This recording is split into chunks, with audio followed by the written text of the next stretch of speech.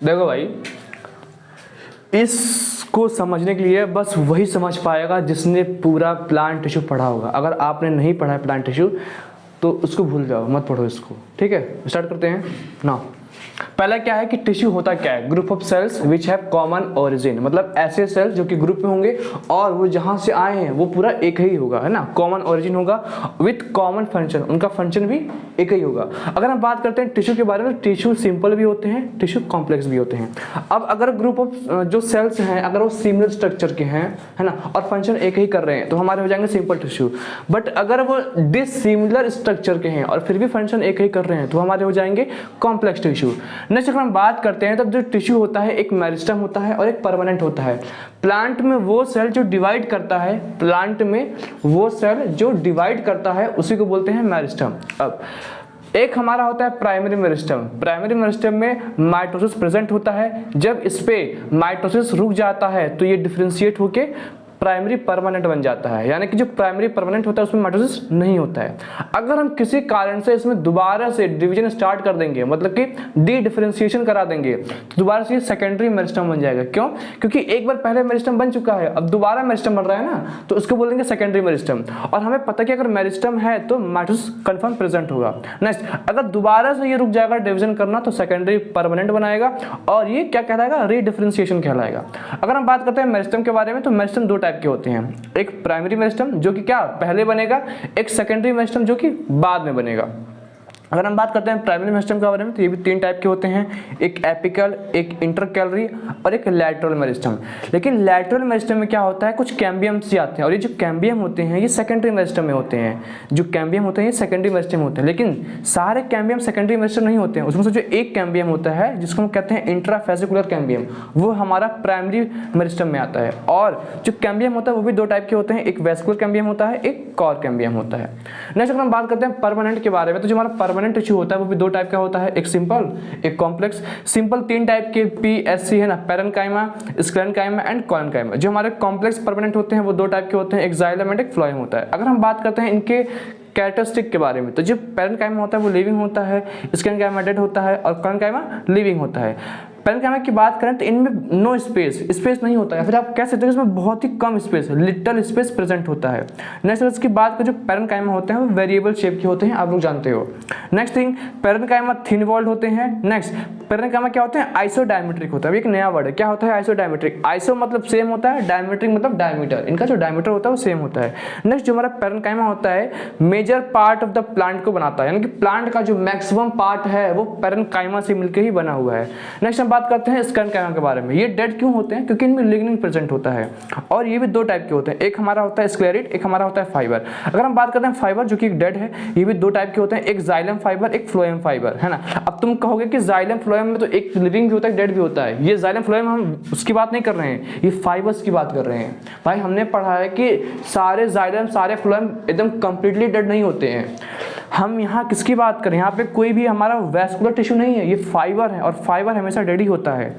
Fibre की अगर हम बात करें थिक सेल वॉल होते हैं। क्यों होते हैं थिक सेल वॉल? क्योंकि इनके अंदर लिग्निन का डिपोजिशन पाया जाता है। नेक्स्ट अगर हम बात करते हैं कोलेन्काइमा के बारे में तो ये लिविंग होते हैं और इनके कॉर्नर पे थिकनिंग पाई जाती है और एक थिकनिंग किसकी होती है, सेलुलोज की, हेमिसेलुलोज की एंड पैक्टिन की, जो कि थिक सेल वॉल को बनाने के लिए रिस्पॉन्सिबल होता है। अगर हम बात करते हैं मेरिस्टम और परमानेंट के डिफरेंस के बारे में तो जो मेरिस्टम होता है उसमें माइटोसिस प्रेजेंट होता है, इसमें एब्सेंट होता है। इसमें मेरिस्टम में vacuole, intercellular space and plastid नहीं होता है, इसमें वैक्यूल, इंटरसेलुलर स्पेस और प्लास्टिड प्रेजेंट होता है। नेक्स्ट अगर हम बात करते हैं मेरिस्टम के बारे में तो मेरिस्टम थिन वॉल्ड होती हैं। ये भी दो टाइप के होते हैं, एक हमारे प्राइमरी मेरिस्टम, एक हमारे secondary meristem. Permanent thick walled होते हैं, एक हमारे प्राइमरी परमानेंट, एक हमारे सेकेंडरी परमानेंट। अगर हम बात करते हैं फंक्शंस के बारे में PSC के बारे में तो जो हमारा फंक्शन होता है पैरेन्काइमा, ये क्लोरेन्काइमा हम कहते हैं। क्या होता है क्लोरेन्काइमा? ऐसे पैरेन्काइमा जो खाना बनाते हैं, जो फोटोसिंथेसिस करते हैं। अब ये तभी करेंगे जब उनके अंदर क्लोरोफिल प्रेजेंट होगा और जिस पैरेन्काइमा के अंदर क्लोरोफिल प्रेजेंट होता है उसको हम लोग क्लोरेन्काइमा कहते हैं। नेक्स्ट, ये फूड का भी स्टोरेज करते हैं, मतलब जो पैरेन्काइमा होता है ये फूड को भी स्टोर करके रखते हैं। नेक्स्ट अगर हम बात करते हैं एरेन्काइमा क्या होता है। अब ऐसे पैरेन्काइमा जिनके अंदर एयर फिल होता है, ऐसे पैरेन्काइमा जिनके अंदर एयर फिल होता है उसको कहते हैं एरेन्काइमा। करते क्या है, ये प्लांट को बयोंसी प्रोवाइड करते हैं। क्या होता है बयोंसी? जो फोर्स पानी किसी भी पर्टिकुलर ऑब्जेक्ट पे लगाता है ताकि वो डूबे ना, उसी फोर्स को बोलते हैं बयोंसी फोर्स। और ये फोर्स कौन लगाता है? वाटर लगाता है। किसकी वजह से होता है? क्योंकि पैरेन्काइमा में जो सेल्स होते हैं अगर उनमें हवा भर जाती है तो डूब नहीं पाते हैं, है ना, उसी को बोलते हैं एरेन्काइमा। नेक्स्ट अगर हम बात करते हैं पैरेन्काइमा के बारे में तो क्या क्या सिक्रीट करते हैं? रेजिन, टैनिन और ये ऑयल को सिक्रीट करते हैं। अगर हम बात करते हैं स्क्लेरेन्काइमा के बारे में तो स्क्लेरेन्काइमा जहां भी आएगा वो बस हमको थिकनेस देता है। सीड कोट होता है हमारा, है ना, लीफ टी होता है, जो हमारे पल्प होते हैं गुआवा का, सपोटा का, पियर का। अगर हम बात करते हैं कोलेनकाइमा के बारे में, ये प्रेजेंट होता है यंग एंड ग्रोइंग प्लांट में, यानी कि अगर कोई भी प्लांट ग्रो हो रहा है तो प्लांट का जो ग्रोइंग पार्ट है या जो यंग पार्ट है, अभी जो जस्ट अभी बना है, उसमें आपको कोलेनकाइमा देखने को मिल जाएगा। प्रेजेंट इन पेट्यूल, बिल्कुल प्लांट में जो पेट्यूल होता है उसमें भी आपका कोलेनकाइमा प्रेजेंट होता है। नेक्स्ट अगर हम बात करते हैं तो कुछ ऐसे भी कोलेनकाइमा होते हैं जिनके अंदर क्लोरोफिल प्रेजेंट होता है। क्या कह रहा हूं मैं? कुछ ऐसे कोलेनकाइमा होते हैं जिनके अंदर क्लोरोफिल प्रेजेंट होता है। वो क्लोरोफिल होता है तो वो करेंगे फोटोसिंथेसिस, लेकिन उनको हम कोलेनकाइमा ही कहेंगे। इसके केस में अगर क्लोरोफिल है तो हम क्या कह रहे हैं? क्लोरेनकाइमा कह रहे हैं। लेकिन उसके केस में अगर क्लोरोफिल है तो भी उसको हम कोलेनकाइमा ही कहेंगे, उसका नाम नहीं चेंज होगा। ये डिफरेंस है। अब डाउट किसको किसको क्या क्या डाउट है? एक्सप्लेन किया अभी जान किया। कौन सा? अभी अब हम उसको नेक्स्ट में करेंगे ना। बोर्ड में जगह कहाँ है, कहाँ लिखूं? और कोई डाउट किसी को? इतने में कोई डाउट नहीं है ना? हम नेक्स्ट वाले में बात करेंगे जाइलम फ्लोएम के बारे में। भाई यहाँ जगह ही नहीं है, कहाँ करेंगे? लिखना है किसी को? नोट करना है? मेरे पास सुनो। नेक्स्ट हमारा क्या है? नेक्स्ट हमारा है क्या? Complex permanent. हमने सिंपल परमानेंट देख लिया था, पैरेन्काइमा, स्क्लेरेन्काइमा एंड कोलेनकाइमा। अब हमको बारी है कॉम्प्लेक्स के बारे में। कॉम्प्लेक्स कितने होते हैं? दो ही होते हैं, जाइलम फ्लोएम होते हैं। अब इनको हम एक वर्ड में वैस्कुलर टिश्यू भी कहते हैं। क्यों? क्योंकि ये वेसल्स बनाते हैं। क्या होते हैं वेसल्स? मतलब ये पाइप बनाते हैं। और इनको हम लोग कंडक्टिंग टिश्यू भी कहते हैं। क्या होता है कंडक्टिंग टिश्यू? ऐसा टिश्यू जो किसी चीज को पहुंचाने का काम करता है, जो वाटर पहुंचाए, फूड को पहुंचाए, उसी को बोलते हैं कंडक्टिंग टिश्यू। दो टाइप के होते हैं, एक हमारा जाइलम होता है, एक हमारा फ्लोएम होता है। अब जाइलम के अंदर क्या क्या पाया जाएगा, फ्लोएम के अंदर क्या क्या पाया जाएगा, पर इसकी बात कर लें। पहला चीज, जाइलम फ्लोएम के अंदर दोनों के अंदर कंडक्टिंग एलिमेंट पाया जाता है, ठीक है। जाइलम के अंदर जाइलम पैरेन्काइमा होगा, फ्लोएम के अंदर फ्लोएम पैरेन्काइमा होगा। थर्ड चीज, जाइलम के अंदर जाइलम फाइबर होगा एंड फ्लोएम के अंदर फ्लोएम फाइबर होगा। मैं लिखा नहीं हूँ, फ्लोएम फाइबर होगा। अच्छा, अब एक चीज बताओ, हमने प्रोडक्ट जो पैरेन्काइमा होते हैं वो लिविंग होते हैं, चाहे वो जाइलम में प्रेजेंट हो चाहे वो फ्लोएम में प्रेजेंट हो, है तो लिविंग है ना, यानी कि ये दोनों क्या हो गए, लिविंग हो गए। नेक्स्ट थिंग, हमने बात किया था जो फाइबर होता है वो हमारे स्क्लेरेन्काइमा का ही एक टाइप है, और जो हमारा स्क्लेरेन्काइमा होता है वो डेड होता है लिग्निन की वजह से, यानी कि जाइलम फाइबर और फ्लोएम फाइबर दोनों के दोनों क्या होंगे, डेड होंगे। डिफरेंस कहाँ पे आएगा, डिफरेंस इन दोनों में आएगा। अब याद कैसे करना है, सिंपल सी बात है भाई, अगर आप लोग सोचो ध्यान से कि हमारे घरों में जो पानी आता है या तो नल से आएगा या तो टोटी से आएगा। अब पानी जिस चीज़ में बहता हुआ आता है क्या वो लिविंग होती है? ऐसा होता है क्या कभी तुम्हारा नल चल रहा है या तुम्हारा कोई जो पाइप वो चल रहा है? नहीं, हमारे घर में जिस चीज़ से पानी की सप्लाई होती है ना, जिस चीज़ से पानी की सप्लाई होती है वो हमारा डेड होता है। यानी कि जो वाटर ट्रांसपोर्ट करेगा, वाटर कौन ट्रांसपोर्ट करता है, वाटर जाइलम ट्रांसपोर्ट करता है, ठीक है, वाटर जाइलम ट्रांसपोर्ट करता है। तो जाइलम के जो कंडक्टिंग एलिमेंट होंगे वो डेड होंगे, ये याद करना। अब अगर एक डेड हो जाएगा तो एक तो ऑटोमेटिक लिविंग हो जाएगा भाई, अगर एक डेड हो गया है तो एक ऑटोमेटिक लिविंग हो जाएगा। अच्छा, अब होते क्या है कंडक्टिंग एलिमेंट, जैसे कि अगर हम बात करें, मान लो मेरा घर पे नल है, अब अगर हमको घर पे पानी लेके आना है तो नल के नीचे पाइप लगता है ना, पूरा फिर वो नल की पूरी बॉडी आती है, फिर नल का हैंडल होता है, यानी कि वो चीज़ें जो पानी को लाने के लिए रिस्पॉन्सिबल हैं, वो चीज़ें जो पानी को पहुंचाने में रिस्पॉन्सिबल है, उन्हीं को बोलते हैं कंडक्टिंग एलिमेंट। तो जो चीज़ें इसमें यूज होंगी उनको बोलते हैं कंडक्टिंग एलिमेंट, जो चीज़ें इसमें यूज होगी उसको हम बोलते हैं कंडक्टिंग एलिमेंट। अगर हम बात करते हैं जाइलम के कंडक्टिंग एलिमेंट के बारे में तो उसको हम लोग कहते हैं ट्रैकेरी एलिमेंट्स। अब इसमें दो चीज़ें पाई जाती हैं, एक ट्रैकेट्स पाया जाता है और एक वेसल्स पाई जाती हैं। अच्छा, इसके पहले आपको पीट्स पता होना चाहिए। पीट्स क्या होता है? पीट्स एक ऐसा आप गड्ढा मान सकते हो जहाँ पर क्या होता है कि प्राइमरी सेल वॉल प्रेजेंट होता है, लेकिन जो हमारा सेकेंडरी सेल वॉल होता है लिग्निन वाला वो अब्सेंट होता है, उसी को हम लोग पिट्स कहते हैं। अब ट्रैकिड्स और वेसल्स दोनों में पिट्स पाया जाता है। नेक्स्ट अगर बात करें तो दोनों में सेंट्रल ल्यूमन पाया जाता है। बात करते हैं सेंट्रल ल्यूमन होता क्या है। सेंट्रल ल्यूमन जानने से पहले आपको ये जानना पड़ेगा ल्यूमन क्या होता है। ल्यूमन का मतलब होता है खाली स्पेस। जैसे मान लो मैं मुट्ठी बंद कर लूँ, तो जब मैं मुट्ठी बंद कर लूँगा तो मेरे मुट्ठी के अंदर कुछ खाली जगह रहेगा, उसी को ल्यूमन कहते हैं, है ना। और इसमें जो ल्यूमन होता है वो सेंटर में होता है, उसको बोलते हैं कि इसमें सेंट्रल ल्यूमन दोनों में प्रेजेंट होता है। नेक्स्ट अगर हम बात करते हैं दोनों के दोनों क्या कर रहे हैं, कंडक्शन कर रहे हैं। किसका कंडक्शन कर रहे हैं, वाटर का कंडक्शन कर रहे हैं। Next long and elongated. Long मतलब लंबा हो जाता है, एंड इलोंगेटेड मतलब ये होता है कि जिसको हम खींच के लॉन्ग कर सकें। तो ये हमारा लॉन्ग एंड इलोंगेटेड दोनों होता है। ये हमारी सिमिलैरिटीज हो गई। अब डिससिमिलैरिटीज क्या क्या, मतलब क्या क्या डिफरेंसेस हैं। पहला चीज, इनमें परफोरेशन पाया जाएगा, इनमें परफोरेशन नहीं पाया जाएगा। क्या होता है परफोरेशन? परफोरेशन एक ऐसा जगह है जहां पर primary wall and secondary wall दोनों के दोनों एब्सेंट रहती हैं। तो यहाँ पे प्रेजेंट है, यहाँ पे एब्सेंट। सेकंड, सेंट्रल ल्यूमन इसमें ज्यादा होता है, इसमें कम होता है। आप ऐसे मानो कि ट्रैकिड्स एक रुई है और जो वेसल्स एक पाइप है। अब आपको खुद पता है कि जो रुई होता है उसमें बहुत कम जगह होता है, लेकिन जो पाइप होता है वो पूरा अंदर से खोखला होता है, तो उसमें ल्यूमन ज्यादा है। तो वही कह रहा है कि जो वेसल्स होता है उसमें ल्यूमन ज्यादा होता है, इसमें कम होता है। अब अगर ल्यूमन ज्यादा है तो पानी ज्यादा ट्रांसपोर्ट होगा, और अगर ल्यूमन कम है तो पानी कम ट्रांसपोर्ट होगा। यानी कि ट्रैकिड्स की जो इफिशियंसी होती है वो कम होती है और वेसल्स की जो एफिशिएंसी होती है वो फास्ट होती है। नेक्स्ट थिंग क्या है कि ये कहाँ मिलता है। ट्रैकिड्स टोटल वेस्कुलर प्लांट में पाया जाता है, मतलब कि धरती पे ऐसे प्लांट जिनके अंदर आपको वेसल्स मिलेंगे, धरती पे ऐसे प्लांट जिनके अंदर आपको वेसल्स मिलेंगे, सारे वेसल्स वेस्कुलर प्लांट में आपको ट्रैकिड्स देखने को मिलेगा। अब कौन कौन से सारे प्लांट?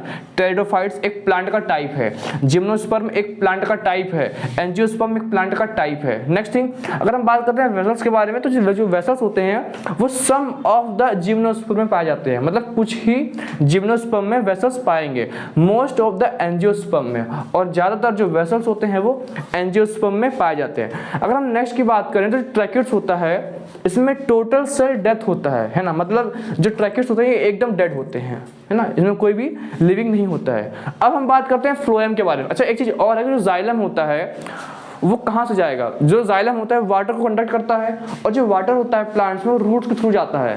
यानी कि जो जाइलम होगा वो नीचे से ऊपर जाएगा, मींस यूनि डायरेक्शनल, सिर्फ एक ही डायरेक्शन में जाता है। लेकिन जो फ्लोएम होता है वो हमारा मल्टी डायरेक्शनल होता है। अच्छा अब इसमें क्या क्या हमारे एलिमेंट है, इसमें जो कंडक्टिंग एलिमेंट है उसको लोग सीव एलिमेंट भी कहते हैं। सीव क्या होता है? Cluster of pores. अगर आप बहुत सारे पोर्स को इकट्ठा कर लेते हो तो उसी को हम लोग सीव कहते हैं। ये भी दो टाइप के, एक सीव सेल हो जाता है, एक सीव ट्यूब हो जाता है। जो सीव सेल होता है वो जिम्नोस्पर्म में पाया जाता है, जो सीव ट्यूब होता है वो एंजियोस्पर्म में पाया जाता है। ये सब प्लांट के टाइप्स हैं। अब अगर हम बात करें जो सीव सेल में जो सीव होता है वो यूनिफॉर्म होता है, मतलब बराबर बराबर डिस्ट्रीब्यूटेड होता है। लेकिन सीव ट्यूब में जो हमारा सीव होता है वो नॉन यूनिफॉर्म होता है, और हमको सीव ट्यूब में सीव प्लेट देखने को मिलता है। अगर हम नेक्स्ट बात करें तो जो हमारा सीव सेल होता है उसमें सिलेक्टिव सेल डेथ होता है, उसमें सारा चीजें डेथ नहीं होती है। वाई? क्योंकि उसमें कैलोस पाया जाता है। कैलोस क्या है? कैलोस एक तरह का हमारा पॉलीसैकेराइड है, और ये जो पॉलीसैकेराइड होते हैं ये किसी भी चीज को कंप्लीटली मरने नहीं देते हैं। अगर हम बात करते हैं नेक्स्ट चीज के बारे में, तो जो कंडक्टिंग टिश्यू होता है हमारे फ्लोएम में वो हमारा ये है, सीव ट्यूब है ना, this is our conducting element. अब ये जो कंडक्टिंग एलिमेंट होता है इसके अंदर न्यूक्लियस नहीं पाया जाता है। क्यों? क्योंकि जो न्यूक्लियस होता है वो हमारा सबसे बड़ा ऑर्गेनेल होता है, और अगर यहाँ पे न्यूक्लियस मिलेगा तो फूड के ट्रांसपोर्ट में प्रॉब्लम होती है, तो इनके अंदर न्यूक्लियस नहीं होता है। अब सिंपल सी बात है, अगर किसी सेल के अंदर न्यूक्लियस नहीं है, अगर किसी सेल के अंदर न्यूक्लियस नहीं है तो अपने मन का रहेगा। अब उसको कंट्रोल करने के लिए एक स्पेशल सेल चाहिए, और जो सेल इसको कंट्रोल करता है उसको हम लोग बोलते हैं एसोसिएटेड सेल। क्यों? क्योंकि वो इसी के साथ क्या होता है, एसोसिएट होता है। अगर हम नेक्स्ट की बात करें, ये कनेक्ट किससे होता है? ये कनेक्ट होता है पिट से। अब जो हमारे एसोसिएटेड सेल होता है इसके पास क्या होता है, न्यूक्लियस होता है, तो ये इसके एक्टिविटी को क्या करता है, कंट्रोल करता है। एसोसिएटेड सेल भी दो टाइप के होते हैं, एक हमारा होता है एल्ब्यूमिनस सेल, एक हमारा होता है कंपेनियन सेल। आपके बुक में कंपेनियन सेल दिया है, जो कंपेनियन सेल होता है वो एंजियोस्पर्म में होता है, और ये जो हमारी ये होता है एल्ब्यूमिनस, ये जिम्नोस्पर्म एंजियोस्पर्म में होता है, जिम्नोस्पर्म में होता है, टेरिडोफाइट्स में होता है ना। तो ये हमारी सारी किसके बारे में बात हो गई, कॉम्प्लेक्स परमानेंट के बारे में। अब छूट क्या रहा है, हमारा स्टोमेटा है और हमारा एपिडर्मिस। स्टोमेटा क्या, यही तो हमारा है स्पेशल पैरेन्काइमेटस, इसी को तो कहते हैं स्पेशल पैरेन्काइमेटस। नेक्स्ट अगर हम बात करें स्टोमेटा एंड एपिडर्मिस क्या होता है, जो ओपनिंग होती है ना, उसी को हम लोग स्टोमेटा कहते हैं। और एपिडर्मिस क्या होता है, एपिडर्मिस का मतलब ये होता है प्लांट का जो पहला लेयर होता है। जैसे हमारी जो पहली लेयर है वो हमारी स्किन है, हमारी जो पहली लेयर है वो हमारी क्या है, स्किन है। वैसे प्लांट का जो स्किन होता है उसको हम लोग एपिडर्मिस कहते हैं।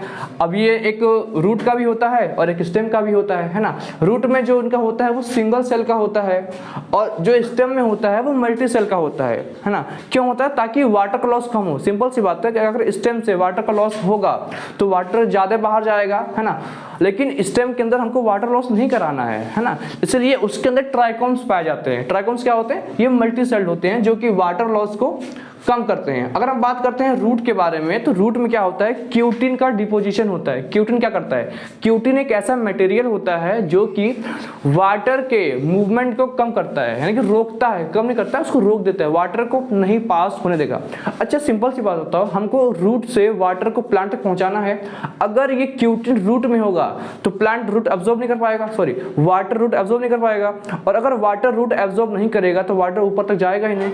तो हमें क्या करना चाहिए, हमें रूट में क्यूटिन नहीं लगाना है ना, तो क्यूटिन रूट में एब्सेंट होता है। लेकिन अगर वाटर स्टेम में है और अगर वहां पे क्यूटिन प्रेजेंट नहीं होगा तो वाटर का लॉस हो जाएगा, जो कि हमको नहीं चाहिए। इसीलिए स्टेम में क्या होता है, क्यूटिन का डिपोजिशन होता है, जिसको हम लोग ट्राइकोम्स कहते हैं, है ना, वो हमारा क्यूटिन होता है। हाँ, अब कोई दिक्कत नहीं है, हमारा ये पूरा जो प्लांट टिश्यू है वो कंप्लीट हो गया है। और हम नेक्स्ट बात करेंगे इसके बारे में, एनिमल टिश्यू के बारे में, ठीक है। इसको नोट आउट करना है क्या? नहीं।